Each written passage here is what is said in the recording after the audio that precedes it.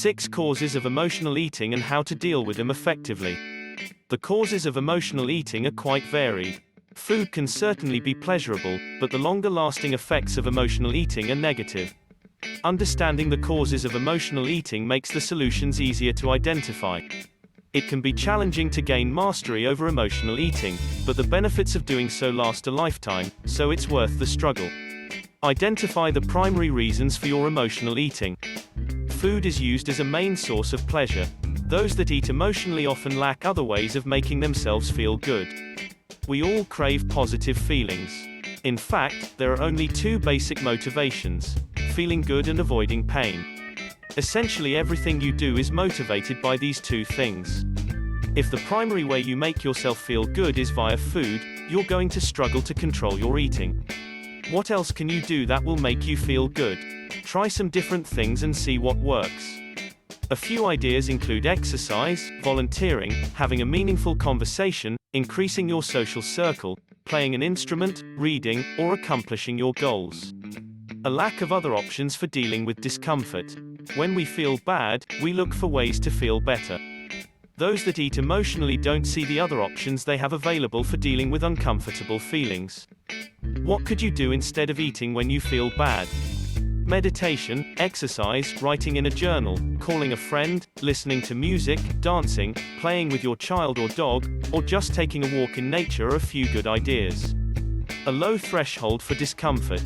A greater ability to sit with your discomfort will reduce the need to eat emotionally.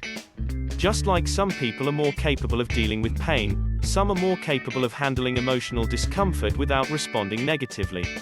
Most of us avoid uncomfortable situations as much as we can, but you can't get skilled at dealing with it if you avoid it. Put yourself in uncomfortable situations and practice relaxing in the face of discomfort. Relaxing your body and breathing deeply sounds simple, but it's effective. Practice. A lack of self-esteem. Those that eat emotionally generally aren't happy with themselves. In a sense, this is another form of emotional discomfort that emotional eaters try to soothe with food. There are many resources available for dealing with low self-esteem, but here are a few quick ideas to get started. Put a stop to your inner critic. As soon as you begin talking negatively to yourself, change your thoughts. Spend 1 minute, or 5, out of every hour appreciating yourself. Make a short list of things that you like about yourself. Repeat throughout the day. Stress. Stress itself is an issue. Stress literally changes the types of foods you crave. Studies show that foods high in fat and/or sugar decrease the body's response to stress. Comfort foods really do earn that name. Are there ways you can reduce the stress in your life?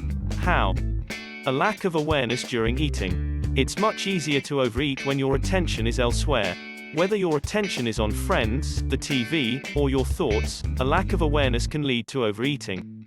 When you're eating, do nothing else but eat. Keep your focus on your meal.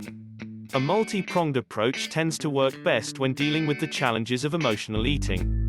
Consider getting the help of your doctor or a mental health professional if you're unable to make progress on your own. Thanks for watching our video. Please leave a comment, hit the like button, and share our video. Be safe, and stay healthy.